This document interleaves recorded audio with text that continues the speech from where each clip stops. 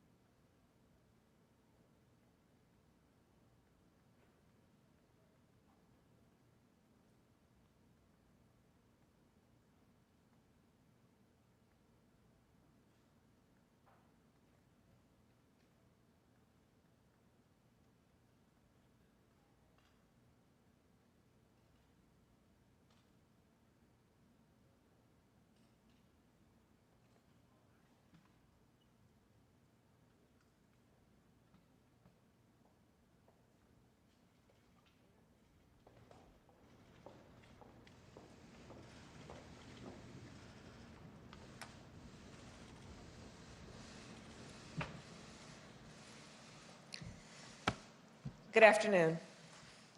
Today, the Supreme Court heard arguments in a case that could strike down the Affordable Care Act in its entirety.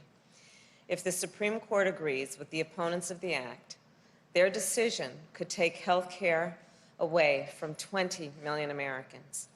It could take away protections from more than 100 million people with pre-existing conditions in our country and hurt the millions of Americans who have come to rely on the Affordable Care Act. Getting rid of the Affordable Care Act will take us backward to a time when people could charge a woman more for her health care than they could charge a man, simply because she's a woman. To a time when pregnancy could be considered a pre-existing condition. It will take away free birth control and contraceptive coverage for women. This is all happening at a moment when our country is suffering through a pandemic that has claimed more than 238,000 lives. And we all know that if the Affordable Care Act is struck down, communities of color would be hit particularly hard: Black, Asian, Hispanic, and Native American, because they are at a greater risk of pre-existing conditions, from asthma to diabetes to lupus. And they are also 3 times as likely to contract COVID-19 and twice as likely to die as others.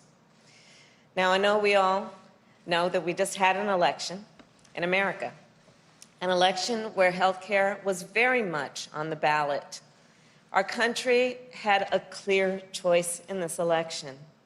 Each and every vote for Joe Biden was a statement that health care in America should be a right and not a privilege.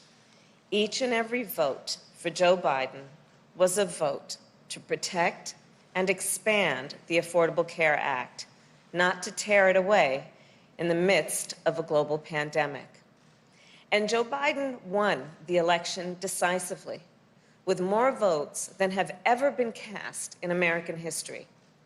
It amounts to 75 million voices and counting, calling on the Supreme Court to see this case for what it is: a blatant attempt to overturn the will of the people.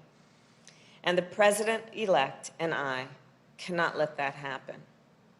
And now it is my honor to introduce President-elect Joe Biden.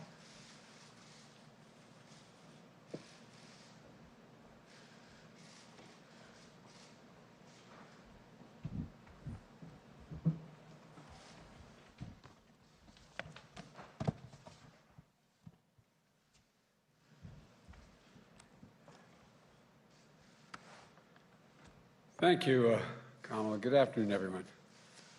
This morning, as was stated, the United States Supreme Court heard oral arguments on the case of grave importance to the American people. This case represents the latest attempt by the far-right ideologues to do what they've been repeatedly failed to do for a long time. In the courts, in the Congress, in the court of public opinion, over the last decade, to eliminate the entirety of the Affordable Care Act. Twice already, the Supreme Court has upheld the landmark law, in 2012 and again in 2015. And the Congress, expressing the popular will of the American people on a bipartisan basis, has rejected numerous attempts, numerous efforts by President Trump to erase the law as well.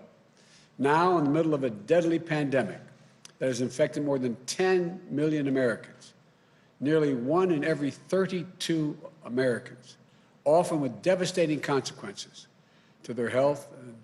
These ideologues are once again trying to strip health coverage away from the American people. The goal of the outgoing administration is clear from the brief they filed in the Supreme Court. It asserts, and I quote, "The entire ACA thus must fall," end of quote. Now, I'm not naive about the fact that health care is an issue that has divided Americans in the past. But the truth is, the American people are more united on this issue today than they are divided. Recently, as last month, a leading survey found that American people want to keep the Affordable Care Act in place by an overwhelming margin of 58% to 36%. 79% of the American people, including 9 out of 10 Democrats, 8 out of 10 independents, and 2/3 of Republicans want to keep the ACA protections for people with pre-existing conditions, which would be eliminated if this lawsuit were to succeed. This doesn't need to be a partisan issue. It's a human issue. It affects every single American family. And we can't subvert the growing consensus of the American people based on an argument put forward in the briefs seeking to invalidate the law that even many conservative legal scholars, including in the National Review, consider to be, quote, ridiculous. Let's be absolutely clear about what's at stake. The consequences of the Trump administration's argument are not academic or an abstraction. For many Americans, they are a matter of life and death in a literal sense. This argument will determine whether health care coverage of more than 20 million Americans who acquired it under the Affordable Care Act will be ripped away in the middle of the nation's worst pandemic in a century. Over 100 million people, as the Vice President-elect pointed out, over 100 million people with pre-existing conditions like asthma, diabetes, cancer, could once again be denied coverage, whether complications from COVID-19 like lung scarring and heart damage will be the next flood of pre-existing conditions that can be used as an excuse to jack up premiums or deny coverage altogether. For millions of survivors who have struggled, won, and fought the coronavirus, fought against the loss of their life. This argument is going to determine whether women, as is pointed out, will once again be charged higher premiums just because they're women, or seniors will see their prescription drug costs go up. And like kids who, whether or not they can stay on their parents' plans till age 26, whether annual lifetime benefits will be reimposed. So someone could walk in and say, die in peace, you've run out of your coverage. This isn't hyperbole, it's real. As real as it gets. When a family is faced with the awful news of a child's diagnosis with leukemia, or a mom forced to battle against breast cancer, an accident that leaves loved ones unable to live the life they've always known, it stops your heart. It stops your heart. It wrenches your entire world right off its axis when that happens. And many of you know that from your own personal experiences. Believe me, I know the feeling, and too many American families do as well. In that moment, the very last thing on your mind, the very last thing should be on your mind, is whether you can afford the treatment. The Affordable Care Act was created to put a stop to that inhumanity.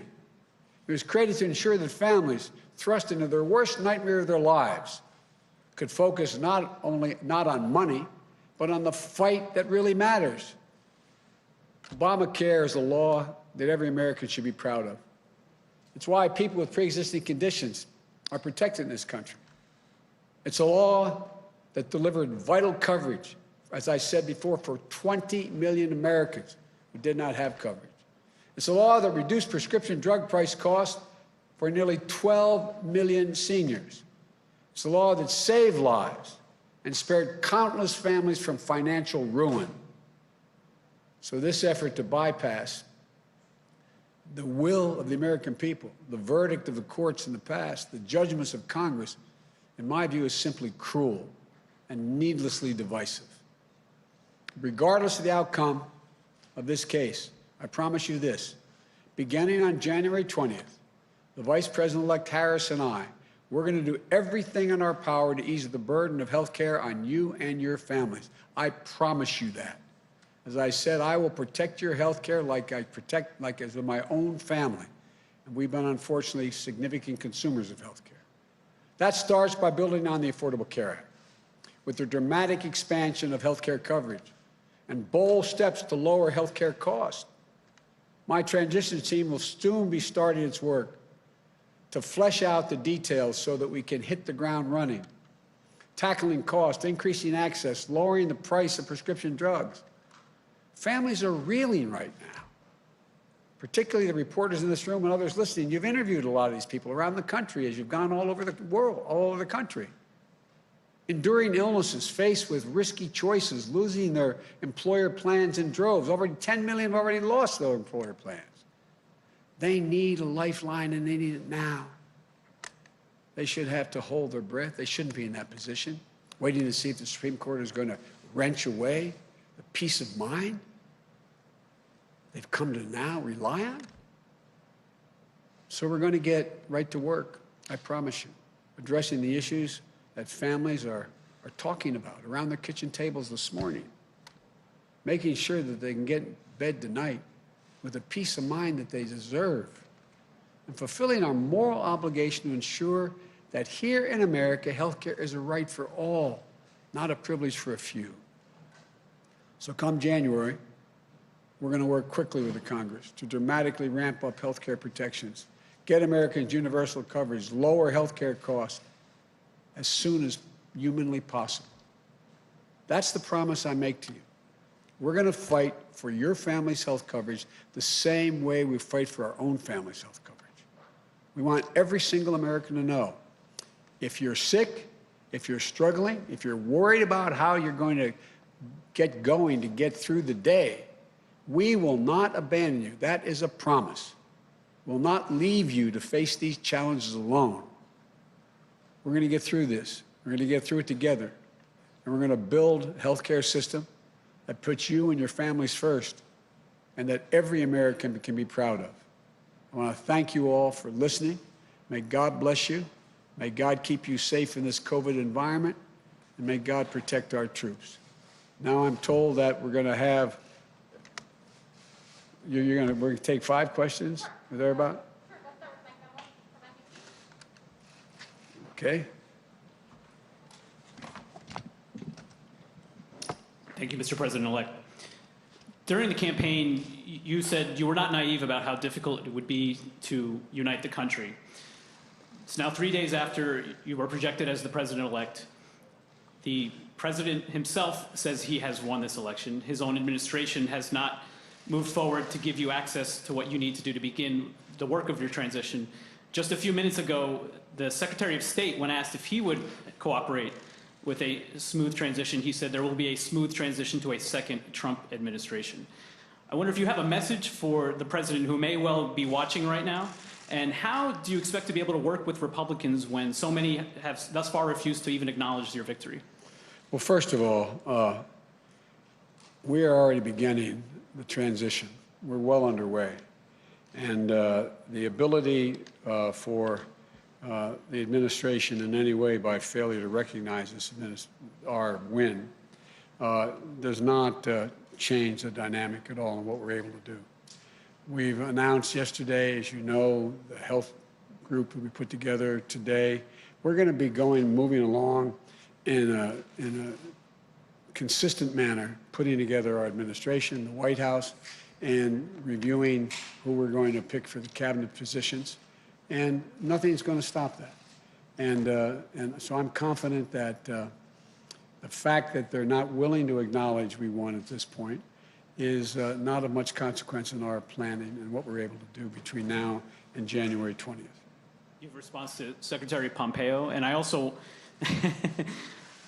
wonder, you warned during the campaign that as the walls closed in on the president, he would behave more erratically. Yesterday, he fired his defense secretary on Twitter. Are you worried that he's disabling the government? And what are you saying to the world leaders who are calling you at this point about the situation here? Well, first of all, I'm letting them know that America's back. We're going to be back in the game. It's not American alone. Number one, I've had the opportunity to speak with now 6 world leaders. And the response has been very fulsome, energetic, and they're all looking forward to being able to, from Great Britain to France, to Germany, to Canada, et cetera, and Ireland. So I feel good about the ability to. I said when we announced that the next president is going to inherit a divided country and a world in disarray. The reception and welcome we've gotten around the world from our allies and our friends has been real. I'm having a number of other calls to return, and so I feel confident that we're going to be able to put America back in the place of respect that it had before.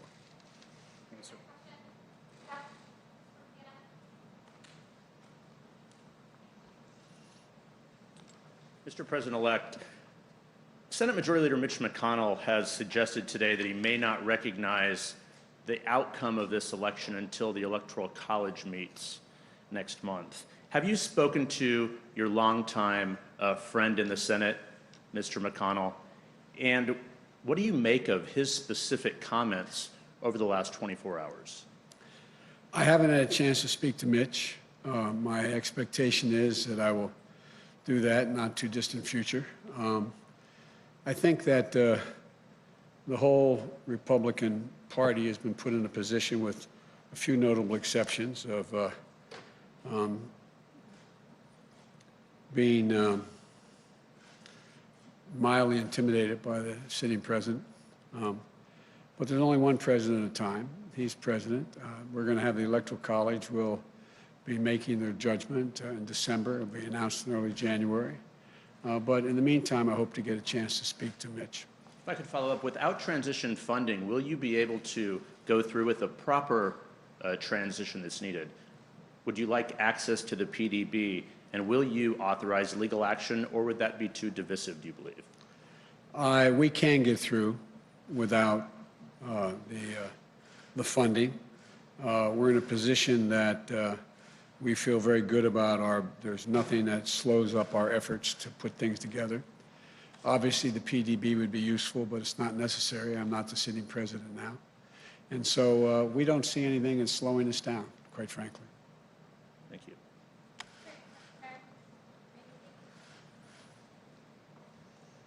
Thank you, Mr. President-elect, and congratulations to you both. Have you tried to reach out at all to the president? And if he is watching right now, what would you say to him? Mr. President, look forward to speaking with you. And you say that you are being able to move ahead without interruption, but to Jeff's point, presumably at some point you will need access to more classified information, secure facilities and the like.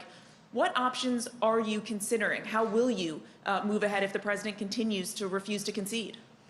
Well, look, access to classified information is useful, but I'm not in a position to make any decisions on those issues anyway. There's one, as I said, one president at a time, and he will be president until January 20th.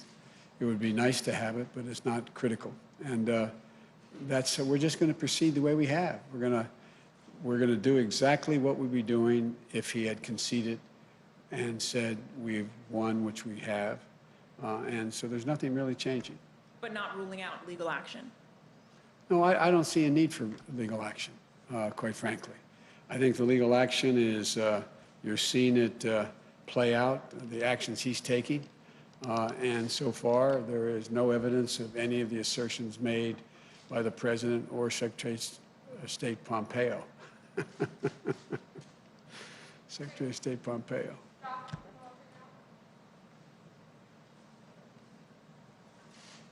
Thank you, Mr. President-elect. Democrats are on track to lose a handful of seats in the House of Representatives. That could make it harder to pass legislation with just Democratic votes. And I'm just curious, how does that impact your plans for what priorities you think you can get through this Congress, especially if the Senate remains in GOP control? And during the lame duck, will you be coordinating with Speaker Pelosi on how she should be negotiating with Republicans? Well, I've spoken to the leader, and I've spoken to the minority leader in the House. And one of the urgent things that need to be done is people need relief right now. Right now. Small businesses, people who are about to be evicted from their homes because they can't pay their mortgage, unemployment insurance. You know, what's going to happen is you're going to see what people don't realize is the failure to provide state and local assistance. You're going to see police officers, firefighters, first responders laid off. And I think the pressure is going to build. But the fact is that I would hope that the president at least has the sensitivity and knowledge to know that a lot of people are in real trouble right now, between now and the time we get elected, till we get sworn in. And so it's my hope and expectation. I'm sure that the majority leader, the Speaker of the House, as well as the minority leader, are working right now into the priorities they have laid out. But do you plan to be active in those negotiations, working with Speaker Pelosi to represent Democrats in the table? Well, we've been talking, and they know my views, and I support what they're doing. And then my second question was about the Senate. Do you plan to campaign in Georgia before your inauguration to help Democrats in the 2 runoff races there as they try to flip the Senate? And how important is a Democratic-held Senate to your agenda? Well, obviously, it'd be much better if we had a tie in the Senate, which means that this vice president become incredibly important beyond what she already is. But we're going to do anything we can that they think we can do to help. And does the Democratic Senate help your cabinet chances? Does that change how you consider who you nominate to cabinet posts? No, I don't think so. I take McConnell at his word. I understand he said that he will make it clear who he's prepared to support and not support, and that's a negotiation that I'm sure we'll have. Look, one of the things that I would do as president-elect and when I become president is lay out to the Republicans as well as the Democrats who we intend to name for each cabinet position. I hope we're able to be in a position to let people know at least a couple that we want before Thanksgiving, and we'll just work this out. Look, I am not a pessimist, as you know, and I think there are enough Republicans who have already spoken out, but I think there will be many more, not many more, there'll be a larger number once the election is declared and I'm sworn in to be able to get things done. I think they understand. For example, I can't imagine there not being a willingness on the part of Republicans. There's going to be significant pressure to deal with health care. Their own constituencies are in that position. So I'm not, I think we can get a lot done. Thank you. And one last question from Meredith in the News Journal. Sir, what do you say to the Americans that are anxious over the fact that President Trump has yet to concede and what that might mean for the country? Well, I just think it's an embarrassment, quite frankly. The only thing that, how can I say this tactfully? I think it will not help the president's legacy. I think that I know from my discussions with foreign leaders thus far that they are hopeful that the United States democratic institutions are viewed once again as being strong and enduring. But I think at the end of the day, you know, it's all going to come to fruition on January 20th. And between now and then, my hope and expectation is that the American people do know and do understand that there has been a transition. Even among Republicans who are people who voted for the president. I understand the sense of loss. I get that. But I think the majority of the people who voted for the president, a lot voted for him, a significantly smaller number, but a lot voted for him. I think they understand that we have to come together. I think they're ready to unite, and I believe we can pull the country out of this bitter politics that we've seen for the last 5, 6, 7 years. And just to follow up on a previous question, how do you expect to work with Republicans if they won't even acknowledge you as president-elect? They will. They will. Thank you all so very much. Thank you.